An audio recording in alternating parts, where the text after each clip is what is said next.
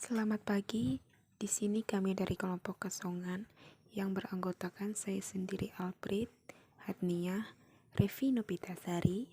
Kami akan membahas tentang bagaimana Pancasila menjadi sistem etika. Untuk pokok pembahasan yang akan kita bahas yaitu bagaimana Pancasila menjadi sistem etika. Sedangkan untuk sub pokok pembahasannya yang A, menelusuri konsep dan urgensi Pancasila sebagai sistem etika.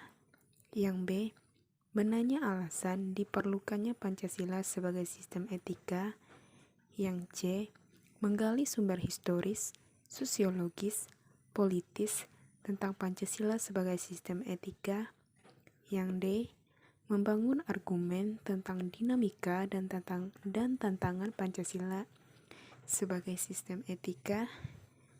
Dan yang E, mendeskripsikan esensi dan urgensi Pancasila sebagai sistem etika. Yang F, yaitu rangkuman tentang pengertian dan pentingnya Pancasila sebagai sistem etika. Yang pertama kita akan memasuki yaitu menelusuri konsep dan urgensi Pancasila sebagai sistem etika. Untuk yang pertama, konsep Pancasila sebagai sistem etika. Kita harus tahu apa itu etika. Etika itu berasal dari bahasa Yunani yaitu ethos, yang artinya tempat tinggal yang biasa, padang rumput, kandang, kebiasaan, adat, watak, perasaan, sikap, dan cara berpikir.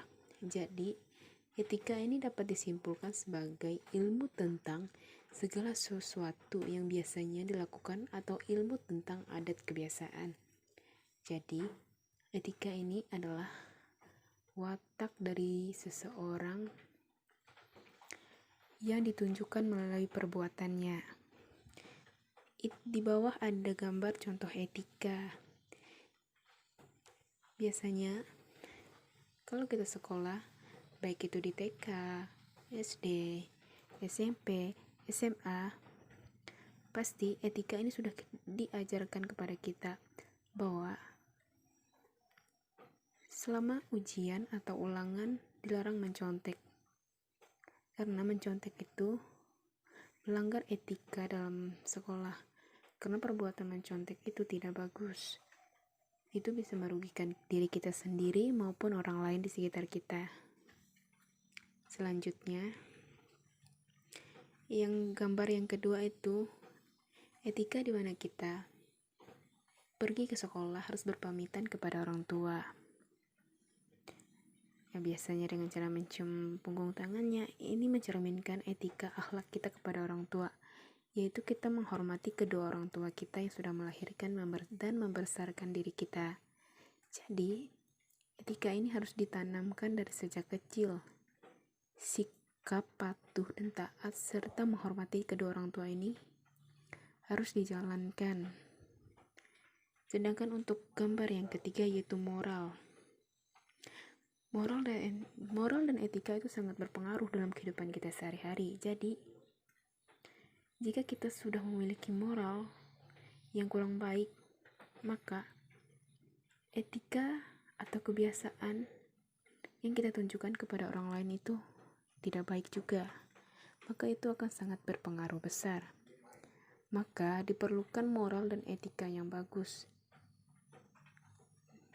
Jadi kita bisa terjun ke dunia masyarakat dengan etika serta moral yang bagus. Seperti di gambar bisa kita lihat. Itu dimana bila kita ke rumah sakit harus mengeluarkan biaya yang cukup besar. Serta biasanya banyak masalah-masalah yang terjadi di rumah sakit, entah itu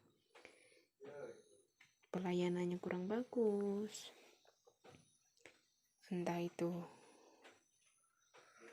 biaya rumah sakitnya mahal, banyak hal yang terjadi. Jadi kita dituntut untuk memiliki etiket atau kebiasaan yang baik, serta juga kita harus memiliki moral yang bagus terhadap sesama masyarakat. Dan untuk selanjutnya kita masuk ke yang B, yaitu aliran-aliran etika.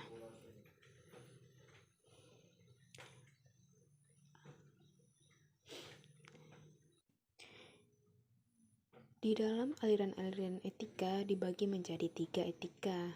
Yang pertama yaitu keutamaan, yang kedua teleologis, yang ketiga deontologis, yaitu di mana etika keutamaan atau etika kebajikan adalah teori yang mempelajari keutamaan atau virtue, yang artinya mempelajari tentang perbuatan manusia itu baik atau buruknya. Sedangkan untuk etika teleologis adalah teori yang menyatakan bahwa hasil dari tindakan moral menentukan nilai tindakan atau kebenaran tindakan dan dilawankan dengan kewajiban. Sedangkan juga untuk etika deontologis adalah teori etis yang bersangkutan dengan kewajiban moral sebagai hal yang benar dan bukannya membicarakan tujuan atau akibat. Bisa kita lihat di tabel itu aliran etika dan karakteristiknya. Tadi kan ada etika keutamaan, dia tuh berorientasi kepada keutamaan atau kebajikan. Sedangkan untuk watak yang dinilainya itu seperti disiplin, kejujuran, belas kasih, murah hati, lemah lembut. Jadi, moralitas yang didasarkan pada agama kebanyakan menganut etika keutamaan. Kan di dalam etika keutamaan diajarkan untuk selalu memiliki sikap yang disiplin. Jadi etika keutamaan ini banyak diajarkan dalam ilmu-ilmu agama. Selanjutnya ada etika teleologis, yaitu aliran yang konsekuensinya biasanya berkonsekuensi atau menimbulkan akibat, seperti kebenaran dan kesalahan yang didasarkan pada tujuan akhir. Aliran etika yang ini berorientasi pada konsekuensi atau hasil seperti hedonisme, utilitarianisme. Jadi etika teleologis ini mempelajari si sebab dan akibat. Jadi misalnya kita berbuat A, akibat dari perbuatan kita ini akan menimbulkan feedback kepada diri kita sendiri. Sedangkan untuk etika deontologis itu biasanya kewajiban atau keharusan. Misalnya di situ ada kelayakan, kepatuhan, dan kepantasan. Ini tuh berorientasi pada pandangan etika yang mementingkan kewajiban, seperti halnya pemikiran Immanuel Kant yang terkenal dengan sikap imperatif, kategoris, perbuatan baik dilakukan tanpa pamrih. Jadi etika deontologis ini suatu kewajiban atau keharusan yang harus kita lakukan. Namanya juga wajib, berarti harus kita lakukan. Selanjutnya yang C. Selanjutnya untuk yang bagian C akan dilanjutkan oleh teman saya Hatnia. C. Etika Pancasila. Etika Pancasila adalah cabang filsafat yang dijabarkan dari sila-sila Pancasila untuk mengatur perilaku kehidupan bermasyarakat, berbangsa, dan bernegara. Oleh karena itu, dalam etika Pancasila terkandung nilai-nilai ketuhanan, kemanusiaan, persatuan, kerakyatan, dan keadilan. Dari kelima nilai tersebut membentuk perilaku manusia Indonesia dalam bentuk aspek kehidupan. Sila ketuhanan mengandung dimensi moral berupa nilai spiritualitas yang mendekatkan diri manusia kepada Sang Pencipta, ketaatan kepada nilai agama yang dianutnya. Sila kemanusiaan mengandung dimensi humanus, artinya menjadi manusia lebih manusiawi, yaitu upaya meningkatkan kualitas kemanusiaan dalam pergaulan antar sesama. Sila persatuan mengandung dimensi nilai solidaritas, rasa kebersamaan, atau mitsein, cinta tanah air. Sila kerakyatan mengandung dimensi nilai berupa sikap menghargai orang lain, mau mendengar pendapat orang lain, tidak memaksakan kehendak kepada orang lain. Sila keadilan mengandung dimensi nilai mau peduli atas nasib orang lain, kesediaan membantu kesulitan orang lain. 2. Urgensi Pancasila sebagai sistem etika. Pentingnya Pancasila sebagai sistem etika terkait dengan problem yang dihadapi bangsa Indonesia sebagai berikut. Yang pertama, banyaknya kasus korupsi yang melanda negara Indonesia sehingga dapat melemahkan sendi-sendi kehidupan bangsa dan bernegara. Kedua, masih terjadinya aksi terorisme yang mengatasnamakan agama sehingga dapat merusak semangat toleransi dalam kehidupan antar umat beragama dan meluluh lantakan semangat persatuan atau mengancam disintegrasi bangsa. Yang ketiga, masih terjadinya pelanggaran hak asasi manusia dalam kehidupan bernegara seperti kasus penyerbuan lembaga permusyawaratan Cabongan Yogyakarta pada tahun 2013 yang lalu. Keempat, kesenjangan antara kelompok masyarakat kaya dan miskin masih menandai kehidupan masyarakat Indonesia. Kelima, ketidakadilan hukum yang masih mewarnai proses peradilan di Indonesia, seperti putusan bebas bersyarat atas pengedar narkoba asal Australia Scapel Corby. Keenam, banyaknya orang kaya yang tidak bersedia membayar pajak dengan benar, seperti kasus penggelapan pajak oleh perusahaan, kasus Panama Papers yang menghindari atau mengurangi pembayaran pajak. Kesemuanya itu memperlihatkan pentingnya dan mendesaknya peran dan kedudukan Pancasila sebagai sistem etika karena dapat menjadi tuntutan atau sebagai leading principle bagi warga negara untuk berperilaku sesuai dengan nilai-nilai Pancasila. Etika Pancasila diperlukan dalam kehidupan bermasyarakat, berbangsa, dan bernegara, sebab berisikan tuntutan nilai-nilai moral yang hidup. Namun diperlukan kajian kritis rasional terhadap nilai-nilai moral yang hidup tersebut agar tidak terjebak ke dalam pandangan yang bersifat mitos. Misalnya, korupsi terjadi lantaran seorang pejabat diberi hadiah oleh seseorang yang memerlukan bantuan atau jasa si pejabat agar urusannya lancar. Nah, seperti pada gambar di bawah ini, di layar ini. B. Menanya alasan diperlukannya Pancasila sebagai sistem etika.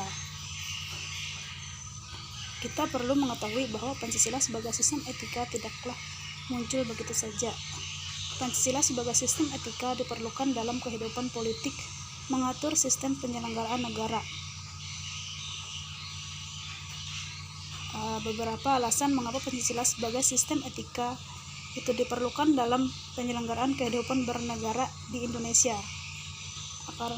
Karena yang pertama, dekadensi moral yang melanda kehidupan masyarakat, terutama generasi muda, sehingga membahayakan kelangsungan hidup bernegara.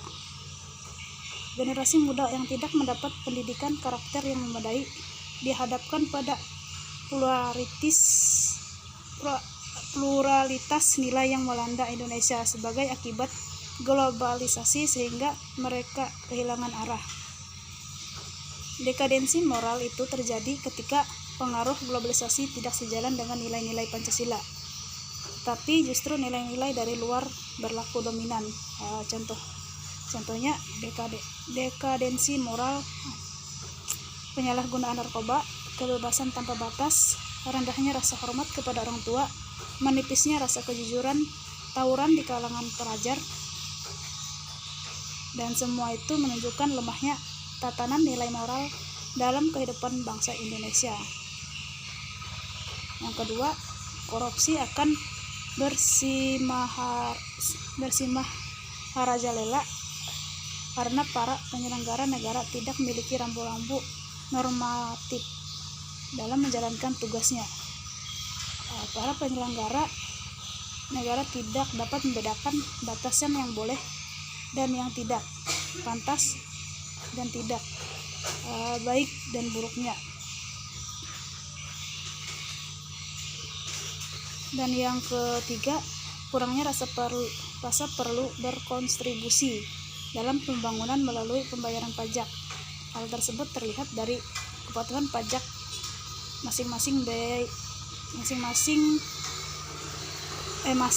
pajak yang masih rendah, padahal peranan pajak dari tahun ke tahun semakin meningkat dalam membiayai APBN.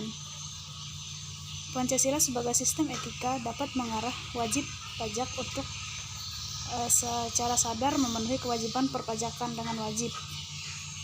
Dengan kesadaran pajak yang tinggi, maka program pembangunan yang tertuang dalam APBN akan dapat dijalankan dengan sumber penerimaan dari sektor perpajakan. Seperti gambar di bawah ini, pajak itu membantu mereka dapat terus bersekolah. Dan yang keempat adalah pelanggaran hak-hak asasi manusia. Dalam kehidupan bernegara di Indonesia ditandai dengan melemahnya penghargaan seseorang terhadap hak pihak lain. Kasus-kasus pelanggaran HAM yang dilaporkan di berbagai media seperti penganiayaan terhadap pembantu rumah tangga, penelantaran anak-anak yatim oleh pihak-pihak yang seharusnya melindungi, kekerasan dalam rumah tangga, dan lainnya. Semua itu menunjukkan bahwa kesadaran masyarakat terhadap nilai-nilai Pancasila sebagai sistem etika belum berjalan maksimal. Dan yang kelima, kerusakan lingkungan yang berdampak terhadap berbagai aspek kehidupan manusia, seperti kesehatan, kelancaran penerbangan, nasib generasi yang akan datang, global warming, perubahan cuaca, dan lain sebagainya. Dari kasus-kasus tersebut menunjukkan bahwa kesadaran terhadap nilai-nilai Pancasila sebagai sistem etika belum mendapat tempat yang tepat di hati masyarakat. Penggiat lingkungan dalam kehidupan bermasyarakat, berbangsa, dan bernegara juga perlu mendapat penghargaan, seperti gambar 6 tersebut.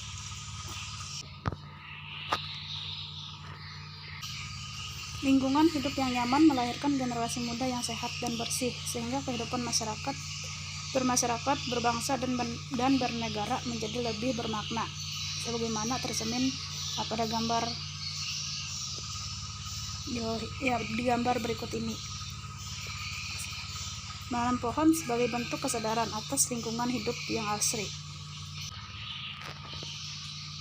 C. Menggali sumber historis, sosiologis, politis tentang Pancasila sebagai sistem etika.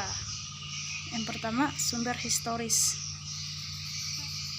Pada zaman Orde Lama, Pancasila sebagai sistem etika masih berbentuk sebagai filosofis Grundlag atau Weltanschauung. Artinya nilai-nilai Pancasila belum ditegaskan ke dalam sistem etika, tetapi nilai-nilai moral telah terdapat pandangan hidup masyarakat. Masyarakat dalam masa Orde Lama telah mengenal nilai-nilai kemandirian bangsa yang oleh Presiden Soekarno tersebut dengan istilah berdiri di atas kaki sendiri. Pada zaman Orde Baru, Pancasila sebagai sistem etika disosialisasikan melalui penataran P4 dan diinstitusionalkan dalam wadah BP7. Ada banyak butir Pancasila yang dijabarkan dari kelima sila Pancasila sebagai hasil temuan dari para peneliti BP7. Seperti di bawah ini, yang pertama itu ketuhanan yang Maha Esa. Cara pengamalannya Salah satunya adalah manusia Indonesia percaya dan takwa kepada Tuhan Yang Maha Esa sesuai dengan agama dan kepercayaannya masing-masing, menuntut dasar kemanusiaan yang adil dan beradab. Dan yang kedua itu kemanusiaan yang adil dan beradab. Cara pengamalannya salah satunya mengakui persamaan derajat, persamaan hak, dan persamaan kewajiban asasi antar sesama manusia sesuai dengan harkat dan martabatnya sebagai makhluk Tuhan Yang Maha Esa. Dan sila yang ketiga itu persatuan Indonesia. Cara pengamalannya yaitu salah satunya menempatkan persatuan, kesatuan, kepentingan, keselamatan bangsa dan bernegara di atas kepentingan pribadi atau golongan. Dan sila yang keempat, kerakyatan yang dipimpin oleh hikmat kebijaksanaan dalam permusyawaratan perwakilan. Dan cara pengamalannya salah satunya sebagai warga negara dan warga masyarakat mempunyai kedudukan, hak, dan kewajiban yang sama dengan mengutamakan kepentingan negara dan masyarakat. Dan sila yang terakhir yaitu keadilan sosial bagi seluruh rakyat Indonesia. Dan cara pengamalannya mengembangkan perbuatan yang luhur, mencerminkan sikap dan suasana kekeluargaan dan kegotong royongan. Dan pada era reformasi, Pancasila sebagai sistem etika tenggelamnya dalam hiruk-pikuk perebutan kekuasaan yang menjurus kepada pelanggaran etika politik. Salah satu bentuk pelanggaran etika politik dalam abuse of power baik oleh penyelenggara negara di legislatif, eksekutif, maupun yudikatif. Penyalahgunaan kekuasaan atau kewenangan inilah yang menciptakan korupsi di berbagai kalangan penyelenggara negara. Yang kedua, sumber sosiologis yang akan dilanjutkan oleh rekan saya, Repi Nopitasari.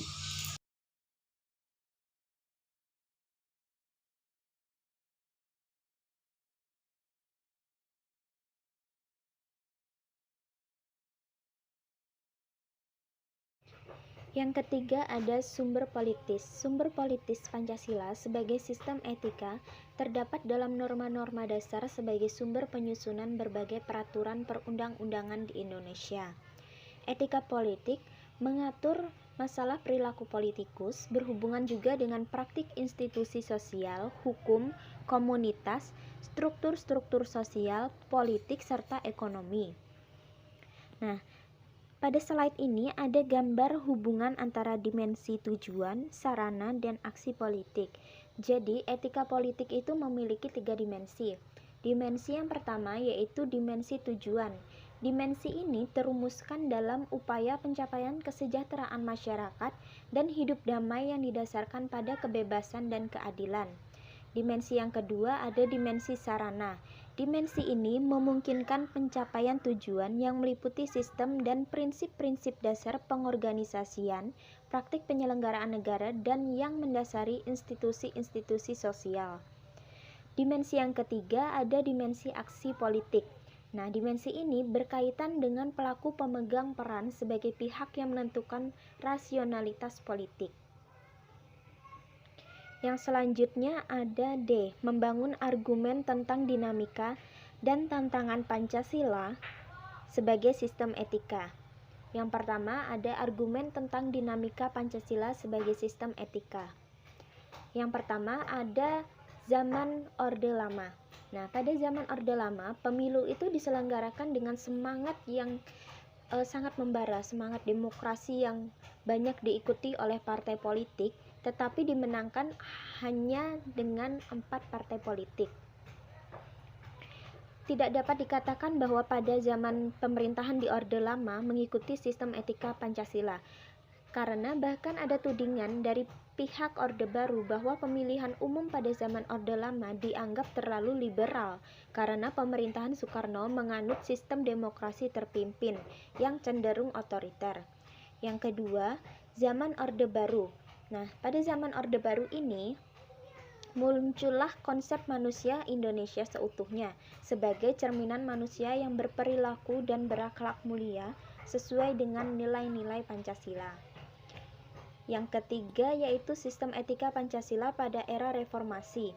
Nah, pada era reformasi ini, etika Pancasila tenggelam dalam euforia demokrasi. Namun, seiring dengan perjalanan waktu, disadari bahwa demokrasi tanpa dilandasi sistem etika politik akan menjurus pada penyalahgunaan kekuasaan, serta menghalalkan segala cara untuk mencapai tujuan.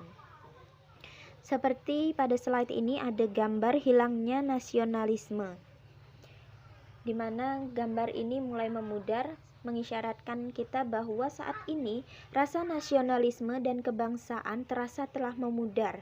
Memudarnya rasa cinta terhadap tanah air ini akibat minimnya pemahaman akan nilai-nilai budaya. Masyarakat saat ini cenderung lebih mengikuti budaya barat yang sangat jauh dibandingkan dengan norma dan adat istiadat bangsa Indonesia.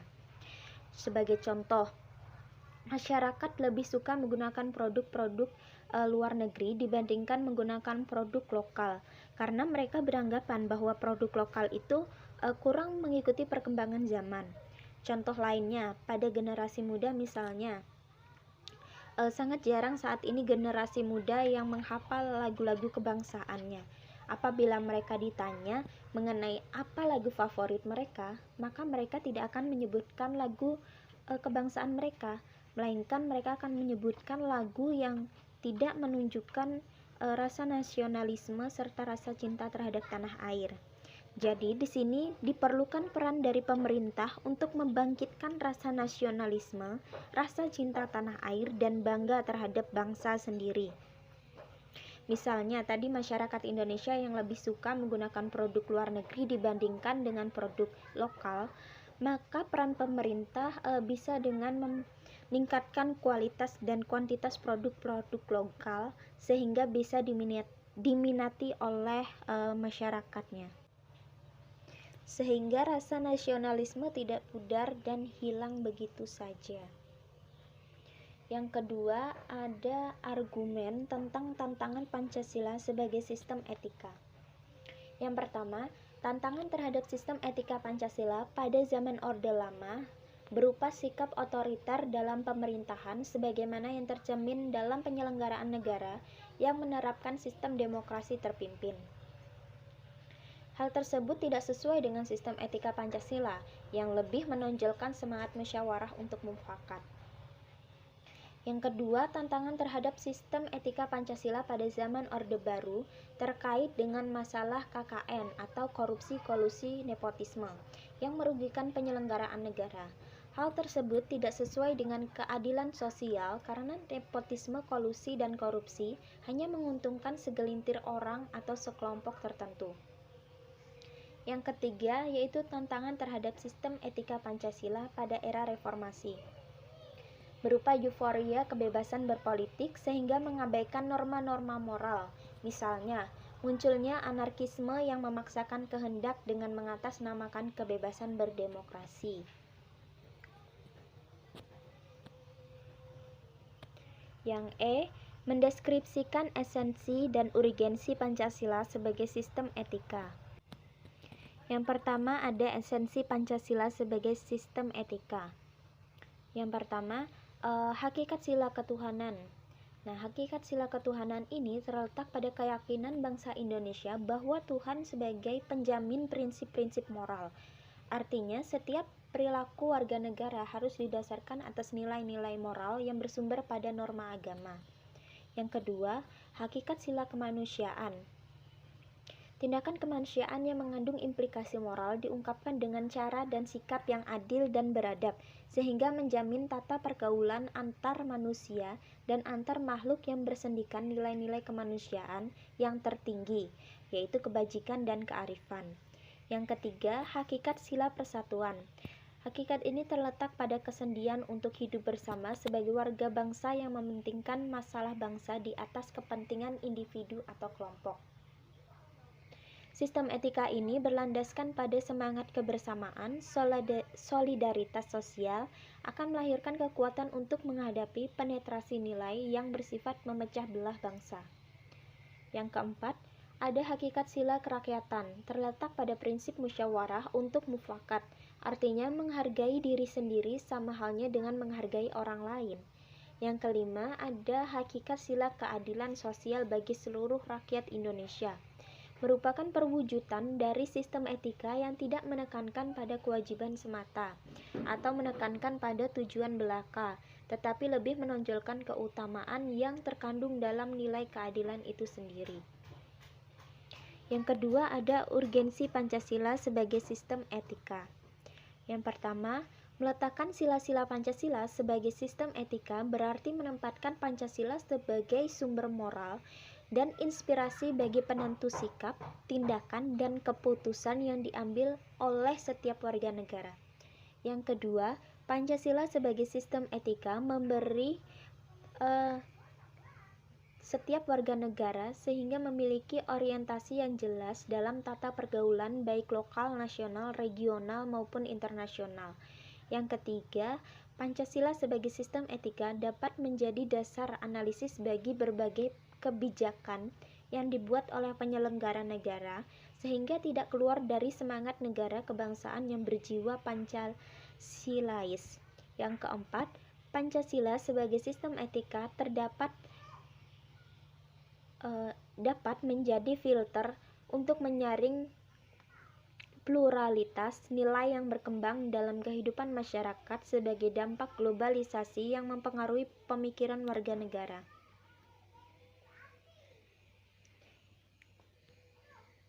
Yang F, rangkuman tentang pengertian dan pentingnya Pancasila sebagai sistem etika. Pancasila sebagai sistem etika adalah cabang filsafat yang dijabarkan dari sila-sila Pancasila untuk mengatur perilaku kehidupan bermasyarakat, berbangsa, bernegara di Indonesia. Oleh karena itu, di dalam etika Pancasila terkandung nilai-nilai ketuhanan, kemanusiaan, persatuan, kerakyatan, dan keadilan. Kelima nilai tersebut membentuk perilaku manusia Indonesia dalam semua aspek kehidupan. Pentingnya Pancasila sebagai sistem etika bagi bangsa Indonesia ialah menjadi rambu normatif untuk mengatur perilaku kehidupan bermasyarakat, berbangsa, dan bernegara di Indonesia.